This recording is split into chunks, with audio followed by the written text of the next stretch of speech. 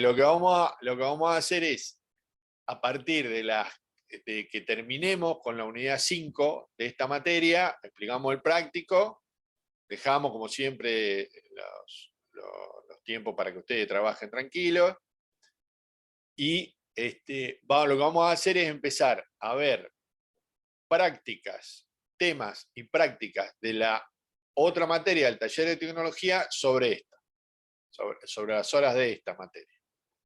¿Por qué? Porque en taller de tecnología tenemos que ver Word, que me interesa que veamos algunos detalles, comentarles algunos tips o algunos consejos para aquellos que no están muy habilidosos.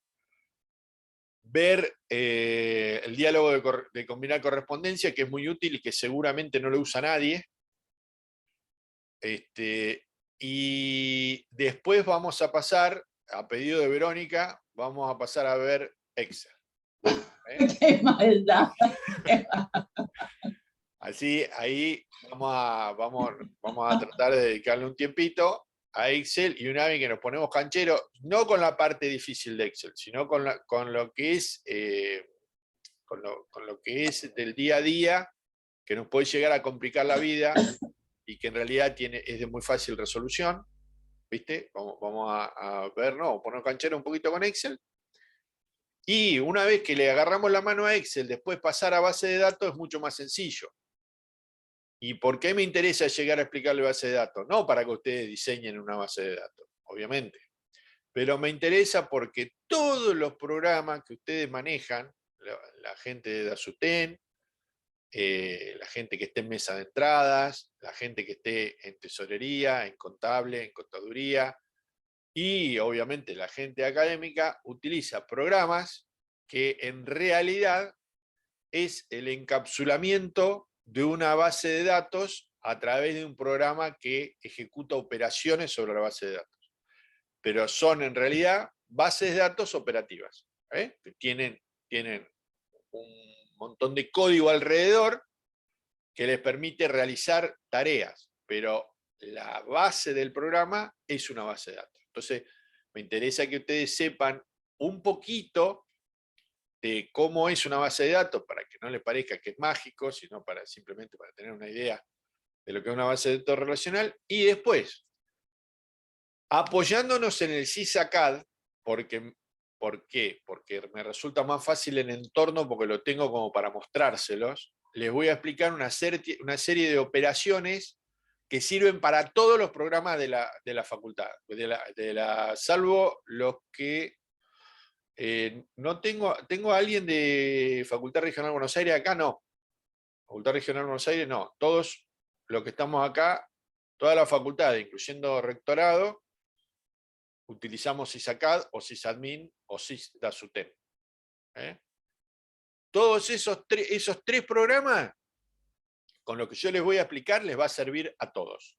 Yo lo voy a explicar sobre el SysACAD, porque es más sencillo, se los puedo mostrar cómo opera, pero después ustedes lo pueden aplicar en cualquiera de los otros programas, porque la plataforma de trabajo es la misma.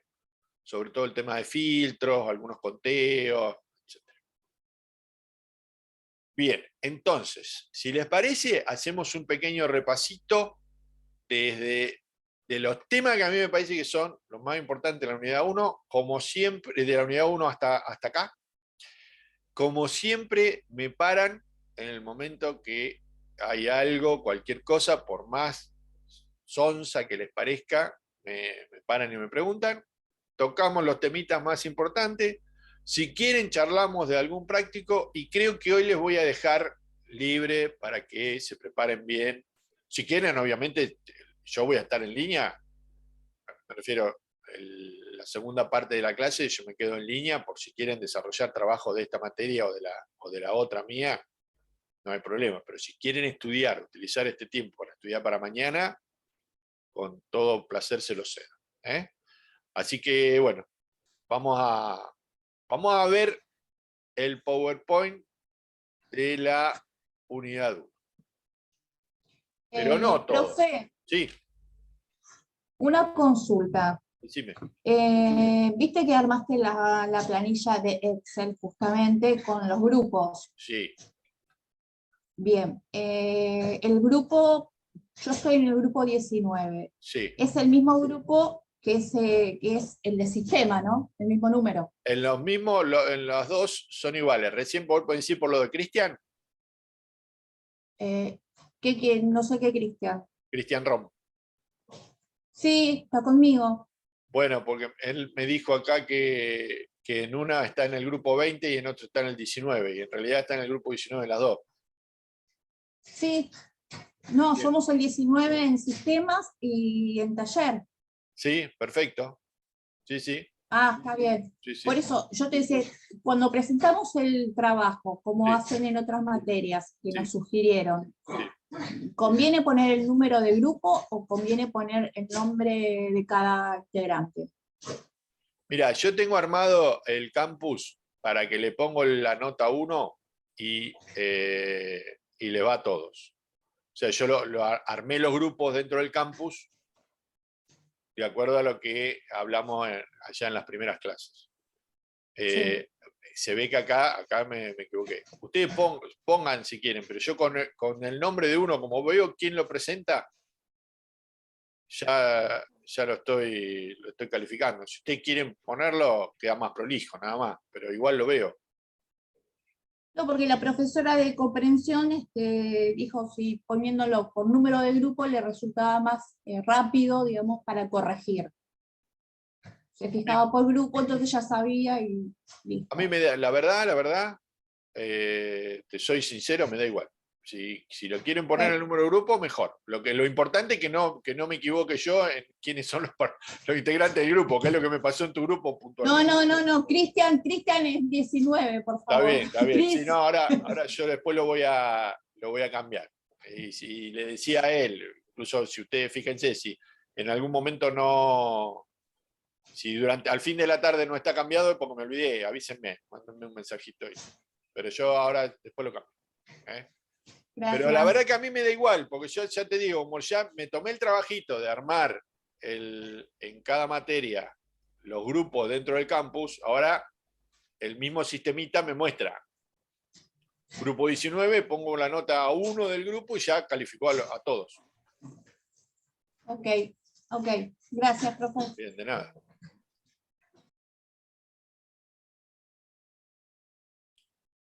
Bueno, como les decía,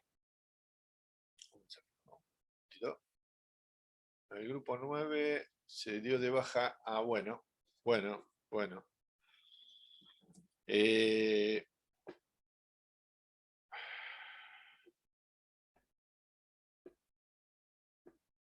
sí, indudablemente, acá me comenta Joana que en el grupo de ella, Laura Videla se dio de baja. Yo después la voy a dar de baja, pero indudablemente debe haber una gran cantidad de chicos chicos y chicas, perdón, que han abandonado. Y la verdad que yo no sé cuáles son. Pero bueno, quedarán sin nota o quedarán con la nota del grupo. Y bueno, más adelante verán si desean retomar o no. Una lástima, porque lo que les decía son buenas oportunidades estas, ¿viste? Sobre todo si por ahí te dejan en el mismo horario de trabajo, es interesante. Es interesante por algunas materias le va a resultar de mucha utilidad en algún momento. Hay materias que a mí me resultaron muy útiles. Y como oportunidad está buena porque después, viste, con un poquito más de esfuerzo hacen la licenciatura y ya es otra cosa. ¿Eh? Así que una lástima que hayan abandonado. Y yo lo que les pido encarecidamente es no me afloje nadie.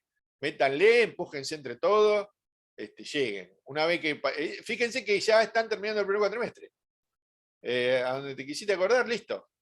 Está resuelto el primer cuatrimestre. Así que cuando vuelvan de las vacaciones, van a estar transitando el segundo, ya va a estar todo mucho más fácil.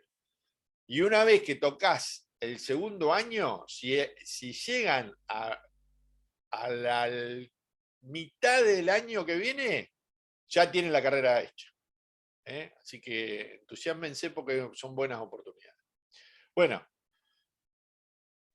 Perdón, o sea que a fin de año terminamos el primer año. A fin de año ya está pensando en el segundo año. Ya está. Ok. Sí, Y el sí, tercero nos vamos a Bariloche. Ahí vamos, no, ni hablar, hay que organizar un tour. Ah, bueno, queda grabada el Zoom, ¿eh? Sí. Si no se vienen acá y vamos a la ría a pescar pejerreyes. Salir de Buenos Aires, por favor. Claro. Bueno, chicos, vamos a hacer un pequeño repaso. Tampoco los quiero molestar demasiado hoy. Unidad 1. ¿Qué es lo más interesante? Primero tengan en mente este esquema de comunicación, que como les dije en otras oportunidades, sin ser de los más avanzados, tiene, creo que todos los componentes que ustedes después, en algún momento de su vida, cuando deseen implementar algún sistema o algún procedimiento de trabajo, teniendo en cuenta este esquema, que no es tan difícil o no es tan complejo, pueden desarrollar algún método de comunicación o algún procedimiento administrativo, porque a la larga lo que a nosotros nos va a tocar está más pensado hacia la parte administrativa que hacia la docente. Pensando en este esquema de comunicación se puede avanzar muchísimo con cualquier procedimiento, porque acá esto contempla un montón de cosas. ¿Por qué me refiero al procedimiento? Porque los procedimientos administrativos, a la larga, son procesos comunicacionales también. Si ustedes se los ponen a pensar, en todo se puede identificar un emisor, en todo se puede identificar un receptor, y el canal, el código, el mensaje, el ruido, la retroalimentación, y pensar en un contexto. Así que de esta unidad, yo les recomiendo tener en mente este esquema. En otras materias van a haber esquemas mucho más complejos, hay distintos enfoques, hay distintas maneras, hay distintas formas de analizar. Pero esto es sencillo y está bien, y está fácil de ver. Así que recuerden de esta unidad, sobre todo este esquema. Acá tienen la descripción. Bueno, hay unas definiciones de tecnología de la información. De esto hemos hablado durante toda la materia, de qué son las TIC, de qué son las tecnologías de la información y la comunicación, así que con esto los tengo recontracansados. No van a querer, van a escuchar la palabra TIC y van a salir corriendo por otro lado. ¿Qué es? Ya lo hemos visto en casi todas las bolillas, pero sí tener en cuenta cuál es el impacto que ha producido en la sociedad y el tema de la sociedad de la información, que es esta posibilidad de que todo el mundo tenga acceso a las nuevas tecnologías y sepa cómo usarlo y demás. Habla de un poco de lograr la horizontalización del conocimiento. Eso hay, yo dejo en la bibliografía una declaración de principios sobre la sociedad de la información que de alguna manera representa lo que a la utopía, si se quiere, de lo que uno debería, o de lo que la sociedad debería apuntar en lo que a esto respecta. Bueno, vimos en esta bolilla algunas tecnologías, dispositivos, redes y aplicaciones. Recuerden una cosa, que cuando uno habla de dispositivos, habla de hardware. Habla de hardware. ¿Qué era el hardware? Todo lo que podía tocar. Y que cuando uno habla de programas o aplicativos o lo que sea, habla de software. ¿Qué era el software? Todo lo que no podemos tocar. Que sirve para este tipo de aplicaciones, pero no podemos tocar. Vimos un poco de redes informáticas, un poquito de alguna descripción, qué son las redes, esta interconexión entre computadoras, que dijimos que se las puede clasificar de distintas formas. ¿Cuáles son las dos clasificaciones más importantes que ustedes deben recordar? Son la clasificación por su tamaño y 2 o 3 clasificaciones topológicas. ¿Sí?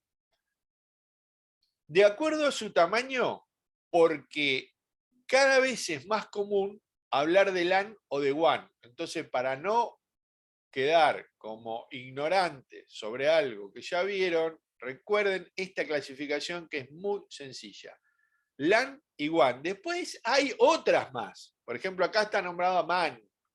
Y después hay una X1. Pero lo que más nos interesa son clasificación LAN, clasificación WAN. LAN local.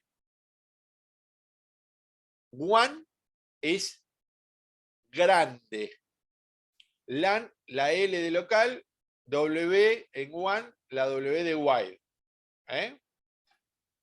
La LAN es la que tienen adentro de la facultad, la WAN es la que abarca la ciudad, el país, etcétera, etcétera, etcétera, etcétera. ¿Sí? No hay un tamaño que vos decís, no, mirá, hasta 3 pueblos va a ser WAN. No, no. Todo lo que sale de la red de área local, pensémosla como WAN.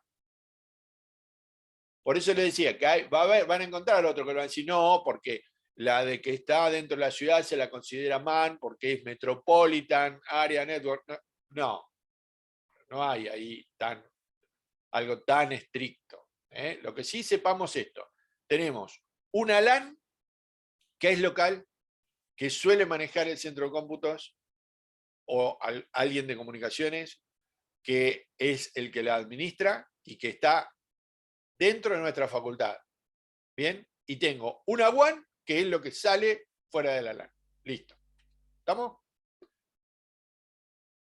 Y tenemos esta clasificación por su topología, su topología que es la manera que yo conecto las máquinas. De esto, ¿qué es lo más importante o qué es lo que tienen que tener en mente? La topología bus o serie, que es lo mismo, y la híbrida, que es en realidad una combinación de las anteriores. Se la voy a explicar claro, o lo más sencillo que yo puedo explicárselo. Bus es cuando tenés una máquina atrás de la otra. ¿Se acuerdan que dijimos que para una casa es sencillo porque no precisas nada? Simplemente pones una máquina enchufada a la otra y de ahí a la otra y de ahí a la otra. ¿Qué pasa con esta manera de enchufar las computadoras? Que es muy sencilla, es muy barata, pero es muy fácilmente que tenga errores de conexión. Y puede suceder que una vez que se produce el error, todas las máquinas que están después de la falla se queden sin conexión de red. ¿Bien? Y la otra es la híbrida. ¿Qué es la híbrida? Es la que normalmente está en todos lados, que es una combinación de todos los formatos de red que ustedes tienen. En general, lo que sucede en una híbrida es esto. Cada uno de nosotros tenemos una computadora. ¿Sí? Esas computadoras se enchufan a un dispositivo que se llama switch. Esto es lo que pasa en la mayoría de las facultades. Cada máquina va a ir enchufada a un switch. Y ese switch, que es como imagínense un gran triple, donde van todos los cablecitos de red de cada una de las máquinas de ustedes, administra las conexiones con el servidor de internet de esa facultad.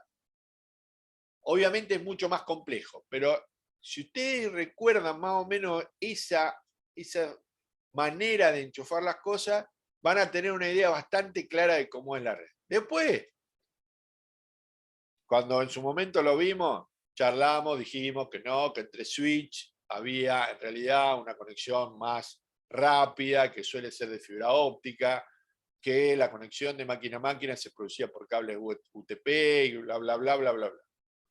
Pero en realidad tengan en mente estas dos conexiones. Una muy sencilla, las primeras, que eran las VAS, que eran las series, que eran muy fáciles de conectar, que eran muy baratas, que la podía tener cualquiera en su casa, y las híbridas, que es a donde ha evolucionado las conexiones de red, y ténganla en mente que de esta forma que yo les digo, que hay un concentrador, que se llama switch, que antes se llamaba hub, pero ahora son switch todos, y ese switch a su vez se conecta a el servidor de internet de la facultad, que lo puede hacer, puede conectarse de manera directa o puede conectarse a través de otro switch.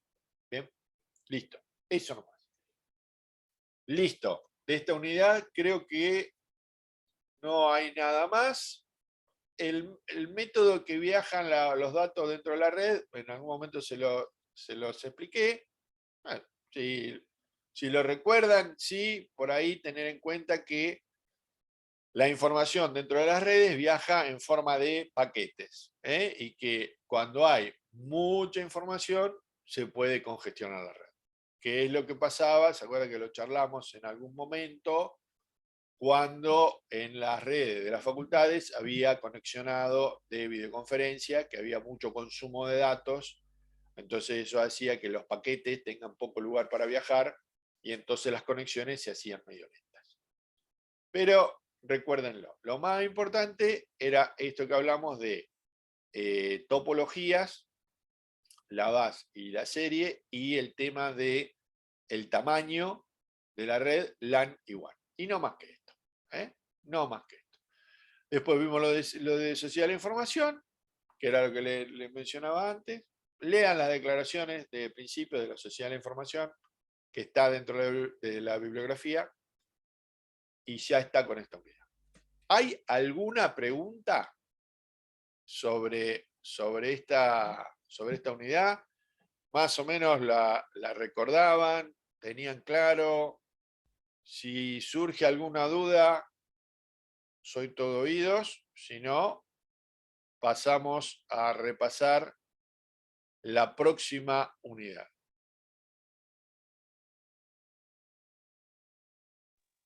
No, profe, yo por lo menos no. Iba leyendo y ¿Te quedó todo acordabas? bastante claro. Bien, fenómeno. Sí, sí, sí. Fenómeno. Bueno, acá vamos a un tema polémico. En la unidad 2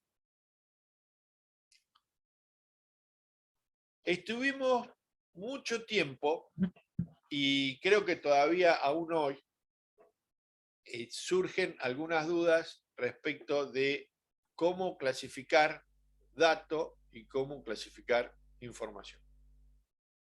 ¿Qué les puede pasar? Que cuando busquen información que es dato, encuentren descripciones en la web que incluye tipo de dato. El tipo de dato es algo que después vamos a ver cuando veamos, cuando charlemos un poco de bases de datos.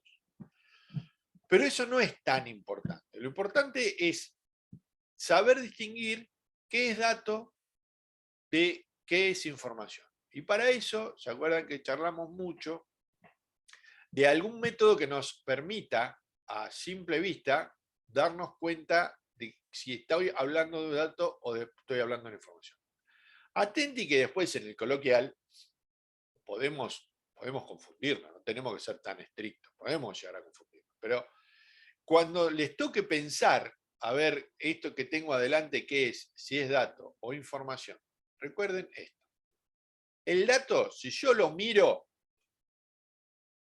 y el dato está solo o en un conjunto que no dice nada, que no me comunica nada,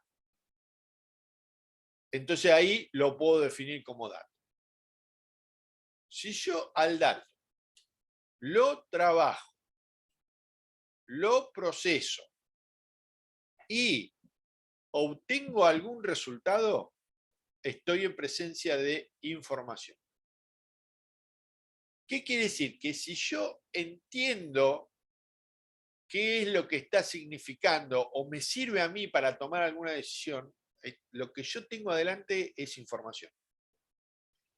Y recuerden lo que les decía, que la información, lo que nos piden a nosotros, sobre todo cada vez que nos piden algo, es muy raro que nos pidan un dato. Nos van a pedir información. Es decir, que ustedes van a tener que, de alguna manera, esa información obtenerla a partir de los datos que se han ido recolectando. ¿Y cómo se hace eso? Bueno, se procesa ese dato o ese conjunto de datos de acuerdo a determinados parámetros o de acuerdo a determinados programas que ya saben cómo hay que procesar, saben entre comillas, ¿no? Cómo hay que procesar ese dato. Lo importante es que la información tiene como característica que aumenta en el usuario el conocimiento. Yo, cuando proceso el dato y lo convierto en información, el usuario que yo tengo, que es el que me pidió, aumenta su conocimiento.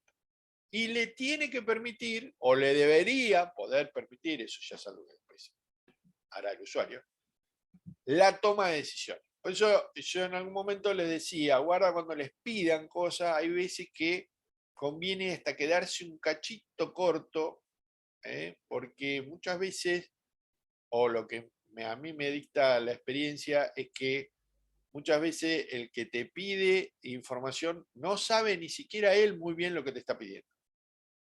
Muchas veces te tenés más idea, vos que está manejando el dato, digamos, el dato crudo, sabés más lo que necesita el usuario que el usuario mismo, aunque parezca una locura.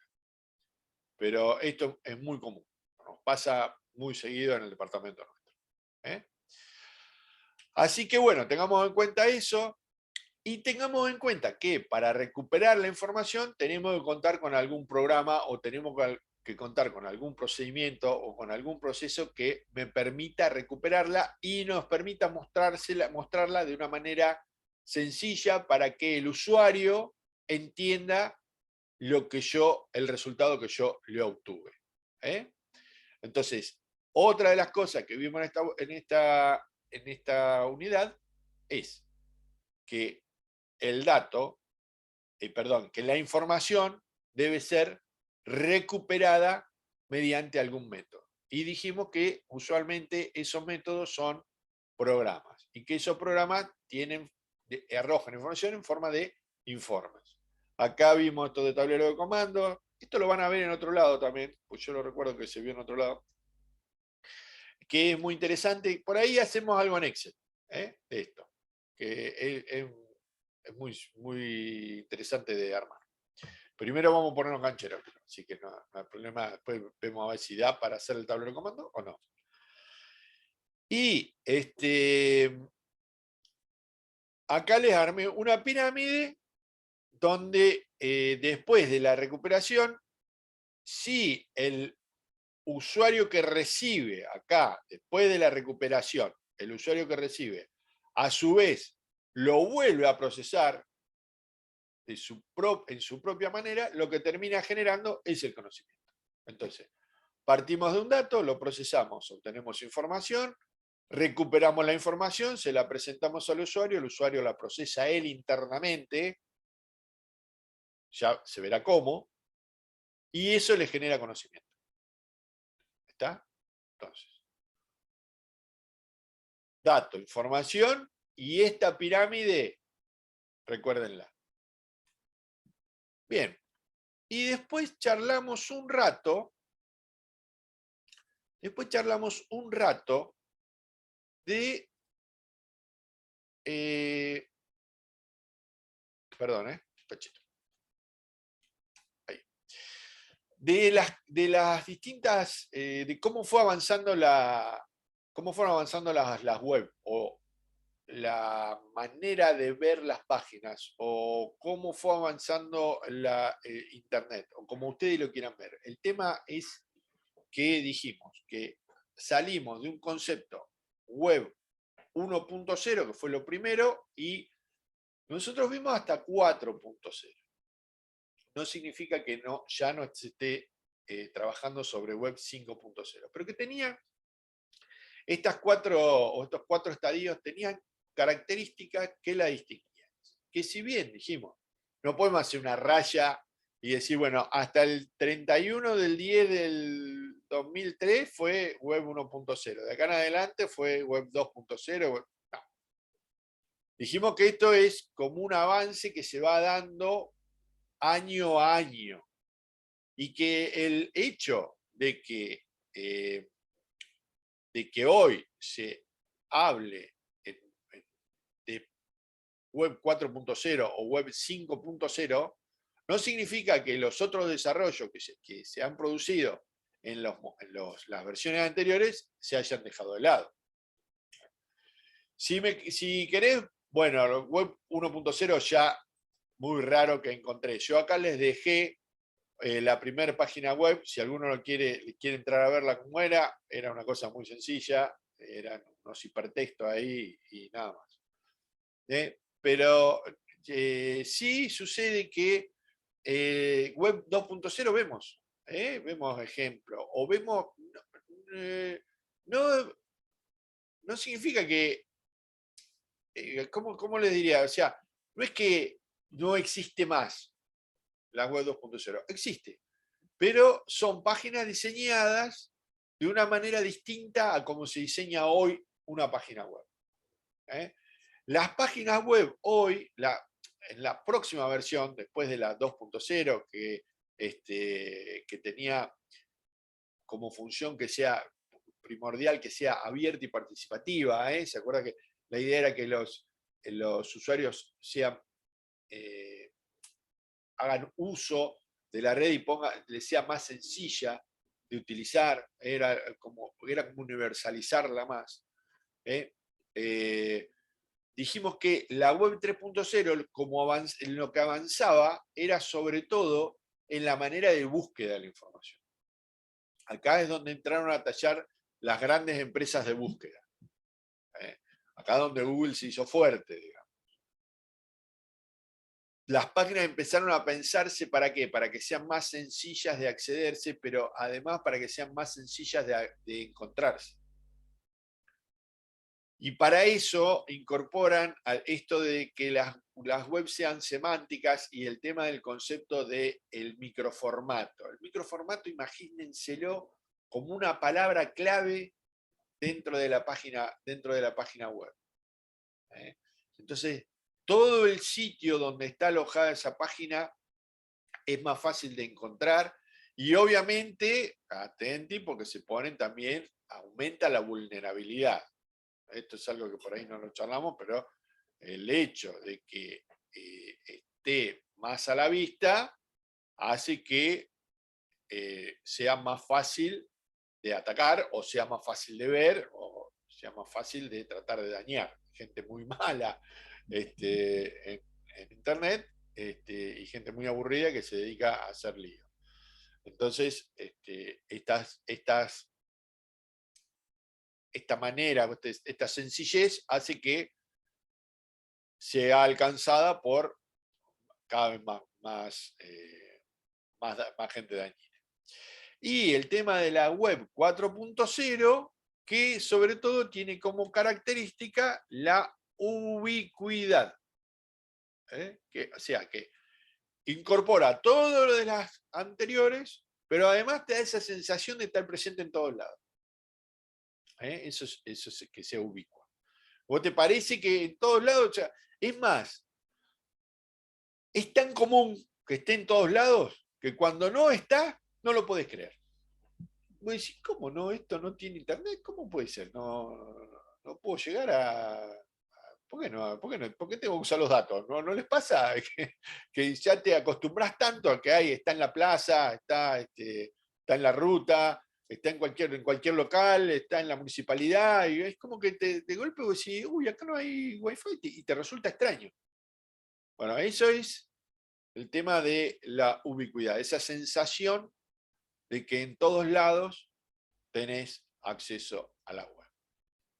Y listo. Y listo. O sea que de esta unidad, ¿qué nos importa? La diferencia entre datos e información, la idea de la recuperación de la información, que esa recuperación de la información a la larga por un proceso interno del receptor genera conocimiento, y estas características como para tener un poco de noción histórica de cómo ha avanzado la web, sepan que largamos de algo muy sencillo y estamos cada vez más complejos, sin importar mucho las fechas. Acá nunca fui muy bueno en historia y me parece que lo importante es saber que las cosas progresaron y no tanto cuándo. Y que hay en las redes actuales, hay todavía funcionando y va a haber todavía funcionando ejemplos de desarrollos en Web 2.0 y Web 3.0. Y yo me animaría a decir que algún 1.0 también. Pero bueno, eso es una opinión particular. Bien, eso sería todo de la unidad 2. ¿Sí? De nuevo, si tienen alguna preguntita, estamos haciendo una carrera por toda la materia, así este repaso sirve para ya encarar la semana que viene la última unidad y hacer el último práctico que va a incluir preguntas de repaso. Entonces, por eso quería pasar un cachito por acá.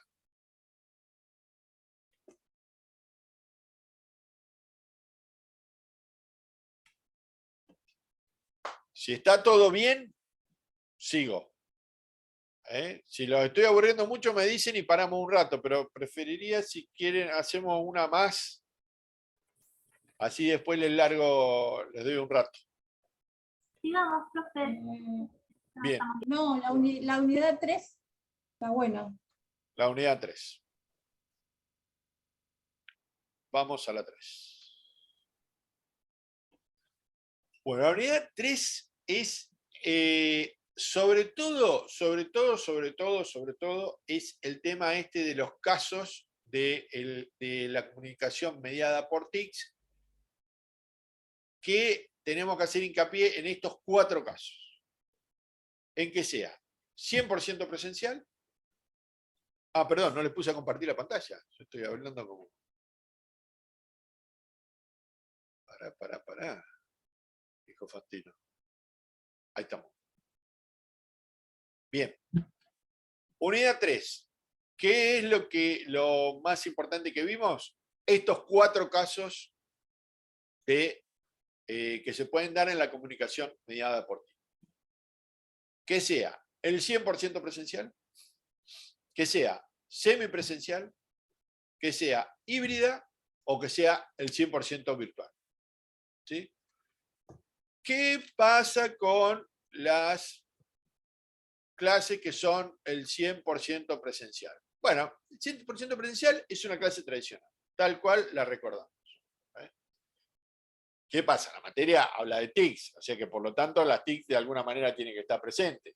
Bueno, es cuando el profesor utiliza alguna herramienta informática para dar la clase. Por ejemplo, cañones. Por ejemplo, computadoras. Por ejemplo, algún pizarrón digital. ¿Sí? Pero la clase es presencial y está pensada para que sea presencial. Es decir, que las herramientas están pensadas para su utilización dentro de la clase. En algunos trabajos prácticos me pusieron computadora con acceso a Internet.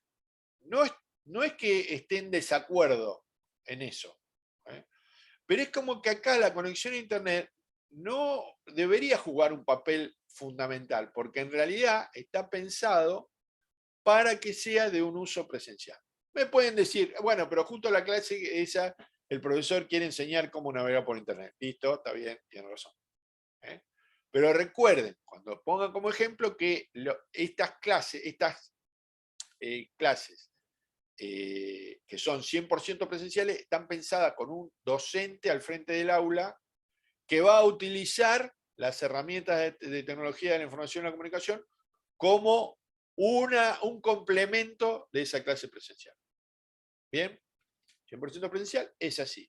Si ustedes me dicen, no, mirá, la computadora con conexión a internet la tiene porque les quiere enseñar, bueno, está bien, fenómeno. Pero no es primordial que haya, ni siquiera es primordial que haya una computadora. Y por supuesto, mucho menos primordial es que tenga conexión a internet. Acá hay algunos ejemplitos de qué es. Y vamos a la semipresencial. La semipresencial es la clase tradicional de nuevo. ¿Está? La clase tradicional.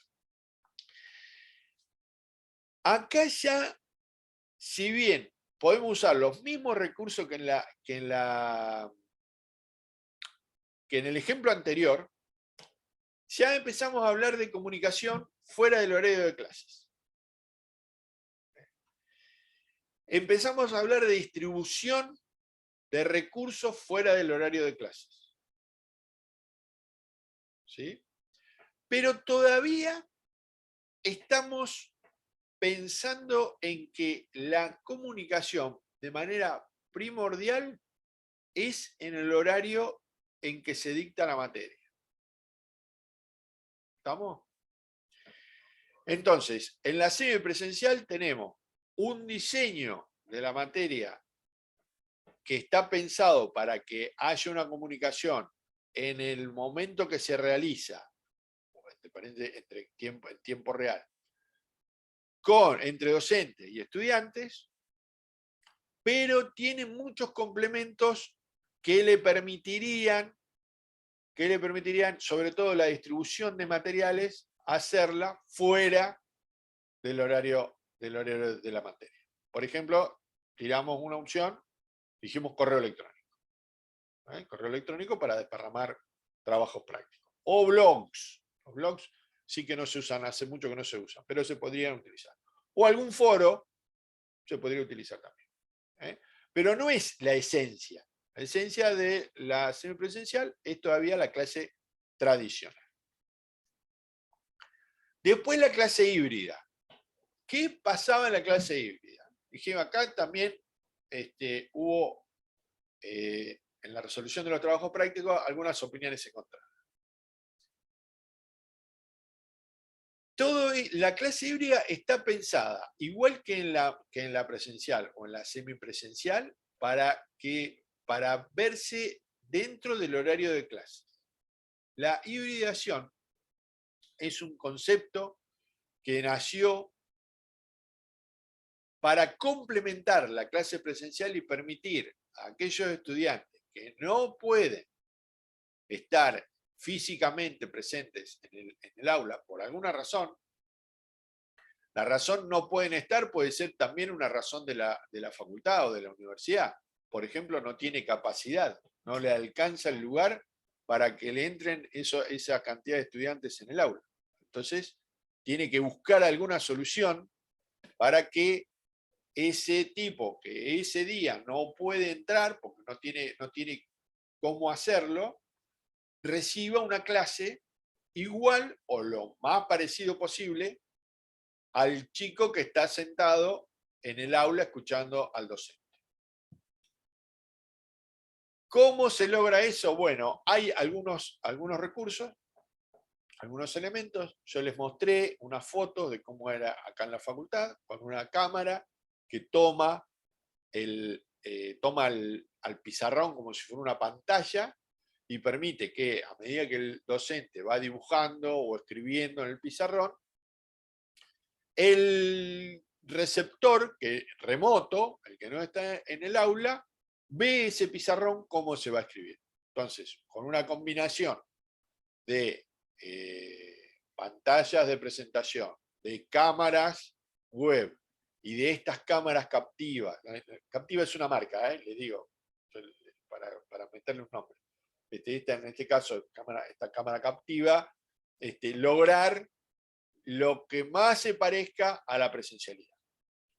Pero están diseñadas también como clases presenciales.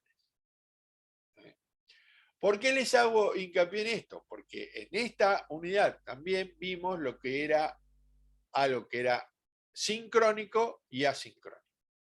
Entonces, en estos tres primeros casos que vemos, si bien la semipresencial y la híbrida incorporan herramientas para que el receptor pueda ver la clase de manera asíncrona, la clase está pensada, o el diseño está pensado para que sea sincrónico. Así que fíjense, porque hay algunas preguntas en los prácticos que hablan sobre estos temas, que si ustedes me lo explican bien, me pueden decir que es sincrónico y asincrónico, pero explíquenmelo bien. Porque en realidad los tres primeros casos están pensados para que sean sincrónicos, es decir, para que el estudiante el diseño de la materia está pensado de manera sincrónica, a pesar de que tiene herramientas para que sean asíncronas. El diseño es sincrónico. Entonces, si ustedes lo explican bien, se puede entender que puede estar la palabra asíncrona dentro de las respuestas. Pero tengan en cuenta esto que les digo, que hay un cambio de diseño en cómo uno prepara la materia. O sea, casi cuenta con la presencialidad. Recuerden que en la definición de la clase híbrida que da el Ministerio de Educación, se habla de tener en cuenta la presencialidad del estudiante. Obviamente, un pequeño detalle es que el estudiante tenga los recursos en su casa para poder asistir a estas clases híbridas, ¿no? Porque si no, estamos en la misma. Bien, eso es un pequeño comentario, pero hay que tenerlo en cuenta. Y después dijimos la clase 100% virtual, que puede ser, si se quiere, puede usar las mismas herramientas de TICS del ejemplo anterior, de la clase híbrida. Puede usar las mismas herramientas. ¿Sí? Pero ya tiene un diseño para que sea totalmente virtual. Es decir, que está diseñada para que el estudiante asista a la clase o en el tiempo real, o sea, en el momento que el docente da la materia, o dejarla grabada a disposición para que vea la clase en su casa. Me va a decir, bueno, pero es lo mismo que el caso anterior. Sí, es lo mismo, pero está planeada ya así. El buen docente se ha capacitado bien, digamos, y que ha investigado sobre pedagogía y ha investigado sobre cómo dar clases con estas tecnologías, prepara su materia para que pueda ser entendida de manera asíncrona. Es todo un cambio de paradigma, digamos. ¿Vieron lo que es un paradigma? Es un conjunto de cosas. Y es una manera de ver la docencia distinta desde el punto de vista de lo metodológico. La manera de darlo cambia. Y eso implica que el docente debe capacitarse para poder armar una clases de este tipo y que funcione. Porque muchas veces funciona por la buena voluntad de los estudiantes. Los docentes son los mismos que no hicieron nada y dan la clase como la daban hace 20 años con tiza y borrador. Pero hay todas unas técnicas nuevas de docencia que deberían ser más populares, más utilizadas y más planeado para este tipo de dictado. Entonces, recuerden los 4 casos. Recuerden que los 3 primeros son pensados para la presencialidad en tiempo real y este no. Este está pensado para que no sea en tiempo real. Ya que estoy, porque es lo que viene a continuación, sincronismo y asincronismo creo que queda claro. No quiero ahondar mucho en esto. Algo sincrónico es algo que pasa en tiempo real, en el momento eso. Esto que estamos charlando nosotros ahora a las 16:03 es sincrónico. Si lo miran a la noche, va a ser asincrónico. Así de sencillo. Esa es la idea. Hay definiciones y hay una serie de herramientas. ¿Cómo doy cuenta si una herramienta es sincrónica o asincrónica? Bueno, si necesito estar en el momento que pasan las cosas para que la herramienta tenga sentido, es sincrónica. Si no, es asincrónica. Por ejemplo, el correo electrónico. ¿Necesito estar ahí, estar pendiente que me mande un correo electrónico a alguien? ¿O lo miro cada tanto? ¿Lo miro cada tanto? Bueno, entonces es asíncrono. Los foros de discusión. Los foros de discusión son lugares donde yo pongo mi opinión y después dejo ahí esa opinión en el foro para que los demás opinen sobre lo que yo dije o no, o me refuten o estén de acuerdo conmigo. ¿Pasa en el momento? No. Yo lo dejo y después asincrónicamente los demás responden o participan. Pueden decir, no, bueno, pero yo respondí enseguida. Sí, pero la herramienta funciona con ese concepto. Con que lo dejo y pasa después. Cosa que no sucede con algunas otras cosas, como por ejemplo las salas de chat. La sala de chat está pensada para que sea en el mismo momento que suceden las cosas. La sala de chat tiene esa característica. Me pueden decir, bueno, pero yo miré, como me queda escrito, yo lo miro después. Sí, pero no está pensado así. La herramienta está pensada para que sea de forma sincrónica. Y lo mismo sucede con la mensajería instantánea. Mensajería instantánea, como su nombre lo indica, son mensajes que se mandan instantáneamente y donde te avisa el sistema de alguna forma que vos recibiste ese mensaje, porque la idea es para que respondas enseguida. Por eso mensajería instantánea. Recuerden que chat es conversar. Una conversación tiene como característica esa, hablar. Yo hablo, ustedes me escuchan, me responden. Estamos interactuando en ese tiempo. Entonces, estas son herramientas sincrónicas. Van a decir, bueno, sí, pero yo en el WhatsApp recibo el mensaje y lo contesto cuando quiero. Sí, pero la herramienta no está pensada para eso. La herramienta está pensada para que sea algo que te sirva en tiempo real. Entonces recuerden que la mensajería instantánea y los clientes y la sala de chat son herramientas de comunicación sincrónica. Si ustedes en algún momento me explican, si lo ponen, suponete que ponen herramientas de comunicación asincrónica y ponen WhatsApp, expliquen por qué pusieron WhatsApp. Porque en realidad la herramienta está pensada para comunicación sincrónica. Espero haber sido claro. Y bueno, después conferencias web y demás. Y acá, bibliografía disponible. ¿Qué es lo importante de esta unidad? Lo importante de esta unidad, voy a volver bien para atrás. Tarda. Lo importante de esta unidad son los 4 casos: 100% presencial, semipresencial, híbrida y 100% virtual, y comunicación sincrónica y comunicación asíncrona. ¿Sí? Y eso es lo más importante. Bien, chicos, vamos a parar un cachito. Se me secó la garganta. Oh, pensé que iba a lograr explicar todo las 4 unidades acá y no. Me va a quedar un cachito para la próxima tanda de clase.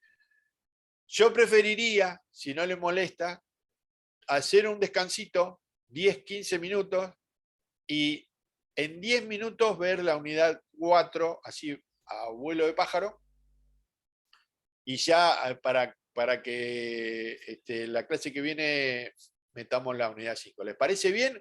¿O están muy desesperados por ver la materia de mañana y quieren que les deje tiempo para estudiar?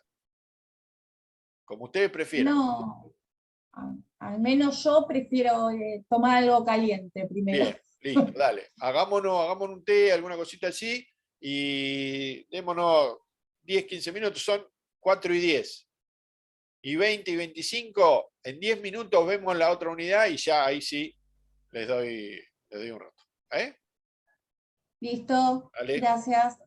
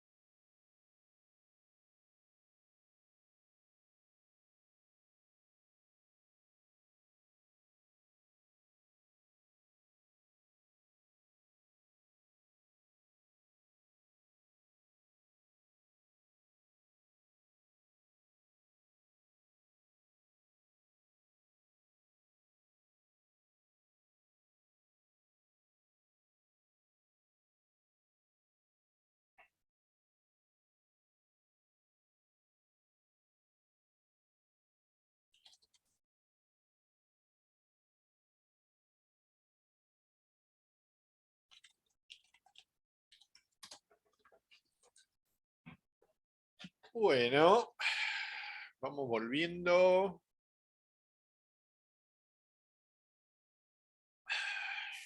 Un poco. Mientras tanto voy buscando el material.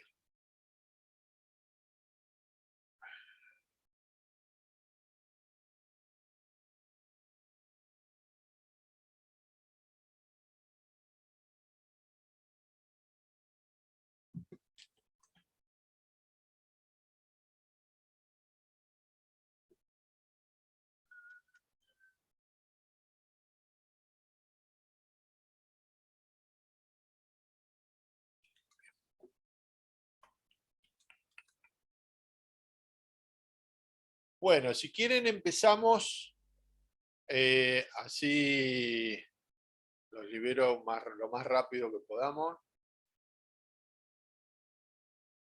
Y vemos esta última unidad, que es la que más fresca tenemos. Es de la que más hemos charlado estos últimos días. Y veo que algunos ya han encarado los prácticos y han empezado a subir los trabajos al Drive. Así que charlamos rápidamente, así pantallazo general, sobre esta unidad. ¿En qué se basa? Sobre todo en lo que es aprendizaje cooperativo y aprendizaje colaborativo. Recuerden que en general, si uno le saca la palabra aprendizaje y le pone trabajo, funciona todo a la perfección. Así que manéjense más o menos con ese concepto. ¿Qué hay que tener en cuenta? Básicamente, vamos a poner a compartir la pantalla. Acá estamos. ¿Qué es lo que tenemos que tener en cuenta? Básicamente recuerden que son formas de trabajo en grupo, siempre.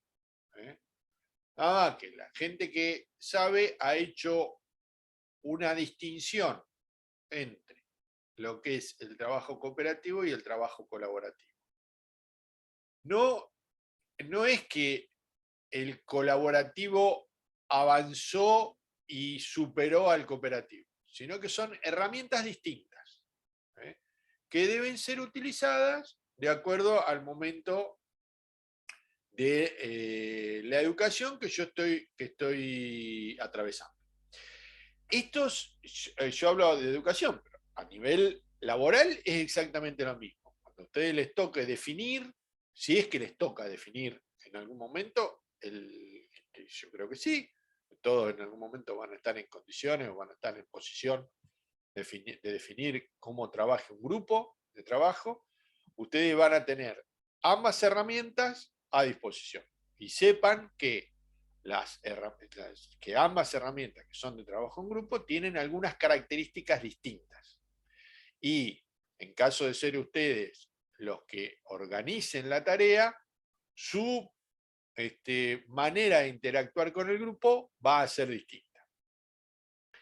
¿Qué es lo que pasa entre el aprendizaje cooperativo y el colaborativo? Que dijimos que lo que tenemos que tener en cuenta es que en el cooperativo yo manejo un grupo homogéneo de integrantes, el cual va a ser o va a obtener, o todos van a obtener un objetivo en ambos casos, pero en el caso del cooperativo, ese objetivo, yo como líder o como organizador, ya lo conozco. O si yo soy docente en este caso, es un conocimiento que ya está conocido, no quiero que me obtengan nada nuevo, es conocimiento que yo les quiero comunicar. El grupo tiene que tratar de ser lo más homogéneo posible, porque en estos grupos cooperativos el nivel de paridad en los conocimientos tiene que ser análogo en todos los integrantes, porque de esa forma vos como organizador sabés cómo tenés que movilizarte dentro del grupo y qué es lo que van a hacer dentro del grupo. Y otra cosa que tiene importante es que si estamos hablando de la docencia, si estamos hablando de la vida laboral será el jefe, pero si estamos hablando de la docencia, el docente es el líder de ese grupo, es el que organiza y es el que determina las tareas a realizar. Eso es trabajo cooperativo o aprendizaje cooperativo. En el colaborativo la cosa cambia. ¿Por qué? Porque primero busco heterogeneidad de los participantes. Cuando digo heterogeneidad, me refiero no a que uno sea blanco, el otro negro, el otro alto, el otro bajo, el otro... No. Lo que estoy diciendo es que haya heterogeneidad de conocimientos, que cada uno aporte conocimientos distintos. De esa forma, el grupo se enriquece porque cada uno de los integrantes va a hacer su aporte. Y en estas tareas, en estos grupos, lo que yo estoy apuntando es a generar conocimiento nuevo o a generar un procedimiento nuevo. ¿Se acuerdan que yo les decía el ejemplo de cuando nos toca definir una carrera paga que tengo involucrada a varias áreas? Cada uno de los integrantes de esas áreas aporta lo que conoce de su sector. El de contable aportará cuánto es lo mínimo que tiene que pagar la cuota para que se mantenga la carrera y cómo se hace para recolectar la plata. La académica dirá, bueno, sí, el periodo de inscripción va a ser de tal a tal y las condiciones de ingreso van a ser de tal a cual. El de servicios generales o el de mantenimiento dirá, bueno, acá las aulas que van a estar disponibles van a ser estas, y tenemos que organizarnos de esta forma porque las materias implica que se utilice mucho laboratorio y entonces se necesite de muchos recursos de limpieza. Y así cada uno va aportando su granito de arena, su conocimiento para generar todo un procedimiento nuevo que yo todavía no planeé. Entonces, el que organizó, digamos, ese trabajo colaborativo, lo que hizo fue tirarle la tarea a la gente que sabe que se organice sola. Ahí el grupo trabaja organizándose solo. Y decíamos que la presencia de un líder no está establecida como en el otro caso que dijimos era el docente o era el jefe. Acá vos dejás que el trabajo sea entre pares. Que cada uno tiene el mismo poder de decisión y cada uno tiene su conocimiento. Entonces ahí está la heterogeneidad y ahí está el tema de la diferencia entre colaborativo y cooperativo. Tres cosas importantes: en una hay un líder, en el otro no está fijado especialmente. ¿Se acuerdan que charlábamos que a la larga, por una cuestión de la interacción entre grupos y demás, se va a dar un líder? Pero no es que está pensado así. Que estoy buscando, en uno tengo un conocimiento que ya conozco, en el otro estoy buscando un conocimiento nuevo, y en uno el grupo es homogéneo y en el otro es heterogéneo. Y recuerden esto, son dos herramientas que pueden ser utilizadas de acuerdo a lo que tengo que resolver. No son excluyentes, no es que una abarca a la otra. Son cosas distintas. Y recuerden que es muy común que en los artículos que encuentren en la web estos conceptos se confundan o se mezclen.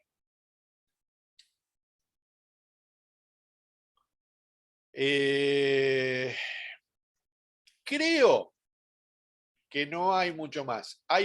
Tienen una tabla acá de las características, de las diferencias entre colaborativo y cooperativo, que dijimos que tranquilamente se puede aplicar a trabajo o a docencia, o sea, al aprendizaje. Y hablamos de herramientas para el aprendizaje colaborativo, que en realidad son todas aquellas herramientas que me permitan efectuar una tarea en grupo. hablamos de WhatsApp, foro de discusión, todo muy parecido a lo anterior. Todo muy parecido a lo anterior. Bueno, lo importante de esta unidad es la diferencia que hay entre trabajo cooperativo y colaborativo y cómo estos trabajos nos ayudan a resolver problemas que en algunos casos conocemos y en otros casos tenemos que aprender a resolver. Así que recuerden eso, no hay mucho más de esta unidad. Esto, bueno, obviamente por ahí en el trabajo práctico fuimos un poquito más puntuales, un poquito más a fondo en alguna cosa, pero lo más importante de esta unidad es esto: trabajo operativo, colaborativo, las diferencias y cómo usar esas herramientas de acuerdo a lo que tengo que resolver. Y no mucho más. Vimos esto de los sistemas de gestión de contenidos, sistema de gestión del aprendizaje y sistema de gestión de contenidos y del aprendizaje, que es una combinación de ambos. El de los contenidos, yo le hice el ejemplo de lo que pasaba en los diarios cuando la estructura del diario está completa y los editores o los periodistas y demás colaboran, escribiendo cada uno su artículo, y que tenía que tener una herramienta sencilla para que esa publicación salga en la web y demás. Es eso un gestor de contenidos. Es un elemento o un programa que simplifica lo que es la publicación en redes y la comunicación de nuevos conocimientos a través de la internet. Lo de gestión del aprendizaje, no tenemos que andar mucho. El ejemplo más común que tenemos es el del campus, que usamos todos los días, ya sabemos cómo funciona, que ahí tengo recursos, que puedo obtener información, que se pueden utilizar conexiones a otros sistemas, etcétera, etcétera. Y después una combinación de la gestión de contenido y de la gestión y del aprendizaje, que es esto, la sigla es LMCS, que es una combinación de ambos. Hoy por hoy, Moodle sería esto. O sea, el campus nuestro es esto, porque Moodle avanzó mucho y entonces es también un gestor de contenidos. ¿Sí? Y no hay mucho más por acá. Solo vimos este concepto de Mashup, que se los comenté medio por arriba porque me pareció en algún momento, si alguno se dedica a la programación, esto es lo que se está utilizando hoy en programación, que es resolver programas a través de entornos de programación que tienen ya sectores de código resuelto. Ya viene, es como codificar con código, no me quiero poner técnico, pero es como agarrar cachitos ya de programas hechos con permiso con permiso del fabricante, para que vos puedas a su vez generar un programa nuevo más importante. Esto es básicamente el Mashup. Y después nada más, vimos unas herramientas, ahí las nombramos así un poquito para que no les suene extraño. Si alguien le llega a decir. Lo más común que tenemos era el Slack, que es como estas herramientas de trabajo colaborativo. Lo que hacen es combinar un montón de herramientas que van a servir. Por ejemplo, la Slack, esta que es la que trabaja con canales de trabajo, combina mensaje, archivo, comentario, imágenes, video en línea, resúmenes, Twitter, Dropbox, Google, junta todo. No es más que eso. No es más que eso. Si después quieren meterse un poquito en la red a ver cómo funciona y demás, está bueno como para interiorizarse. Y esto fue la unidad 4. Así que acá quedaríamos tranquilos, piolas, a partir de ahora con tiempo para resolver los prácticos. Los que quieran hacer alguna pregunta pueden hacérmela. Los que quieran ponerse a estudiar la materia de mañana se ponen a estudiar.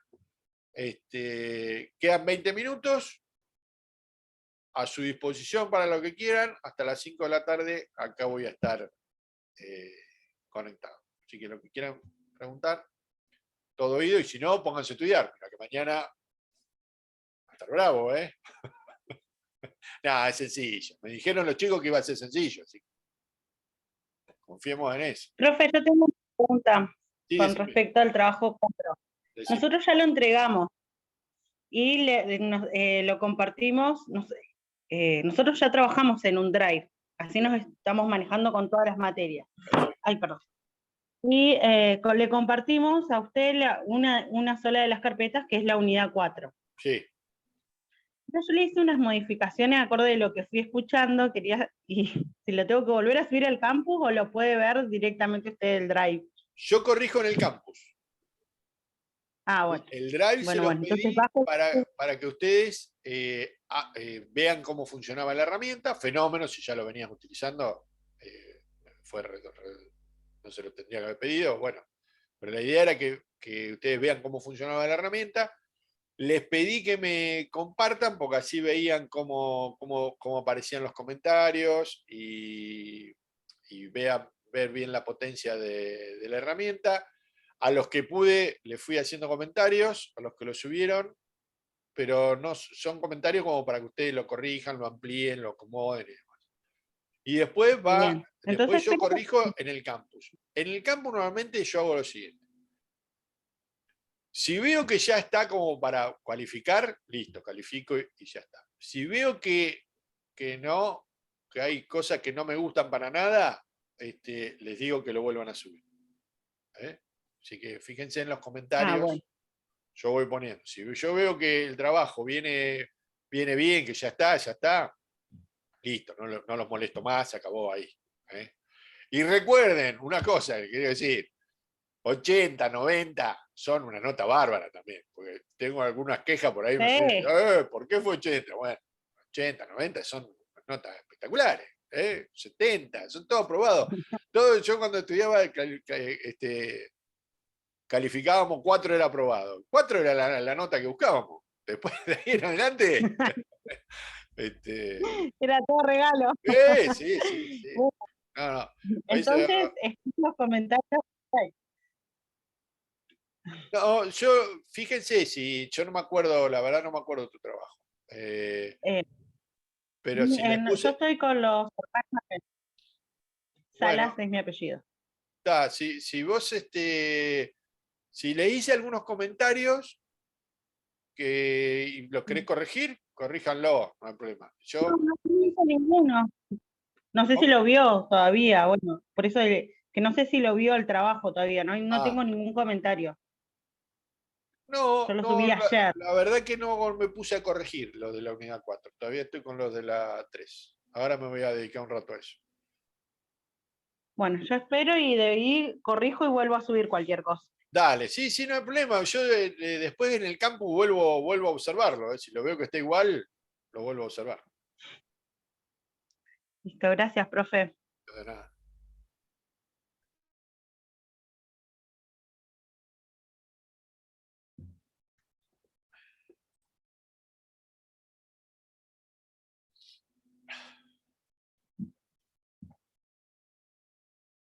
Cuatro del trabajo práctico 4 resulta medio engorrosa. ¿Para que me fijo cuál es? Acá me dice Ezequiel que la pregunta 4 del trabajo práctico 4 está medio rara. Vamos a ver. Pará. Vamos a poner a compartir.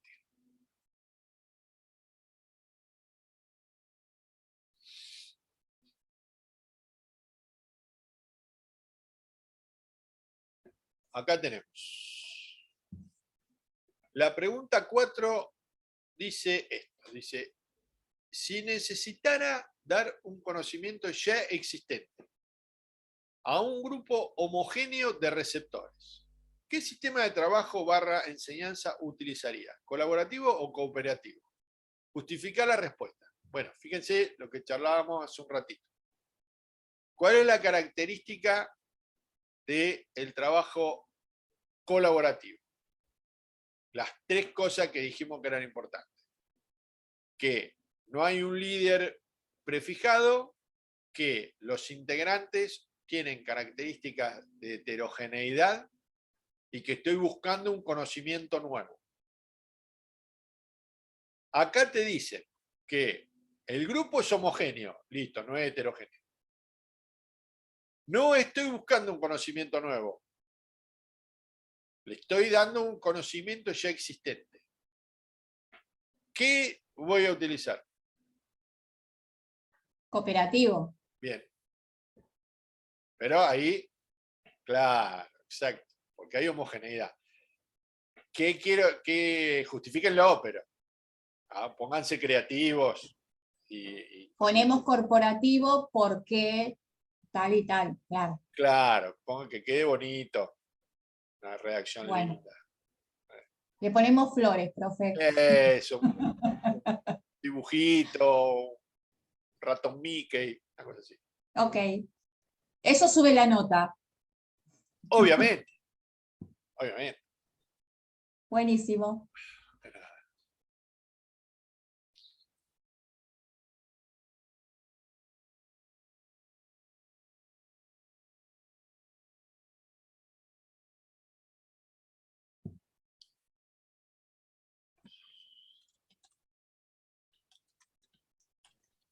Consulta. Sí, decime. Pregunta 5. ¿Sí? El ítem G. Pregunta 5. Pará, compartamos de nuevo. Saqué. Ítem G. Todas las preguntas del 1 al 4 deberán estar incluidas dentro de ese documento de Word. Sí. Perfecto, está bien. Los otros trabajos, ¿también querés que te lo enviemos por Word? ¿Por el Drive? Perdón. No, no, no, no. No, no, no. Este nomás. Este nomás. Sí, Bueno, no los quiero abusar tampoco la idea era que conozcan esta herramienta que es sencilla, es gratuita y es muy útil. No quiero abrumarlos porque no tiene sentido. Ya lo tienen que subir al campo, lo tienen que subir también al Drive. ¿Para qué? Ya está. Una vez que le agarraron la vuelta, se dieron cuenta que no es complicada, es sencilla la herramienta y es muy útil. Ya está. No hace falta. listo. Gracias.